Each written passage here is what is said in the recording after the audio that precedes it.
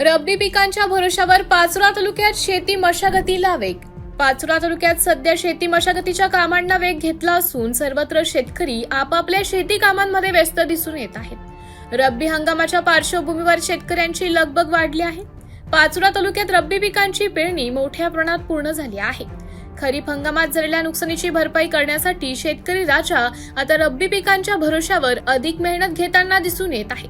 सध्या रब्बी पिके जोमात असून उत्पादन चांगले येईल या आशेवर शेतकरी शेती मशागतीची विविध कामे करताना दिसत आहेत। त्यामुळे संपूर्ण तालुक्यात शेती कामांना वेग आला आहे। सावन विश्राम देवरे खडकदेवळा बुद्रुक वाघुलखेडे शिवारात मी रस्त्यालगत केळीची लागवड केलेली आहे। तरी लागवड माझी साधारणतः 11 नोव्हेंबरची लागवड आहे।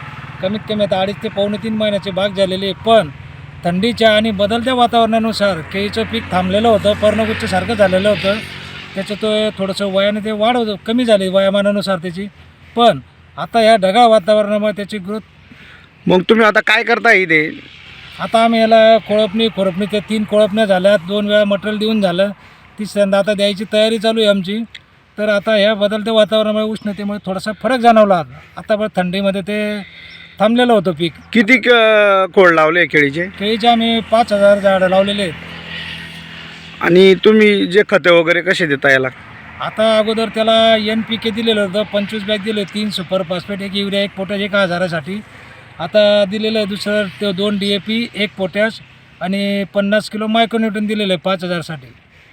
हे जी मशागती करताय तुम्ही, हे कितवी मशागती तुमची? ही आता आमची चालूची 3री मशागत आहे आणि 3रा मटेरियलचा डोसेस द्यायची आमची तयारी आता 2 कंप्लीट झालेले आता ते 2.5-3 महिन्यात। पीक परिस्थिती आता पीक परिस्थिती वातावरणामुळे आता जरा सुधारते, उन्हाळ्याचं जरा गरमाट होत आहे त्याच्यामुळे ढगाळ वातावरण, कारण थंडीमध्ये ते थांबलेलं होतं, पर्णगुच्छसारखं झाडे झालेले होते। तर आता या बदलत्या वातावरणामुळे जरा वाटतंय जरा सुधरेल बा असं शेतकरी सगळं अपेक्षा नाही करतोय बा। लोकनायक न्यूज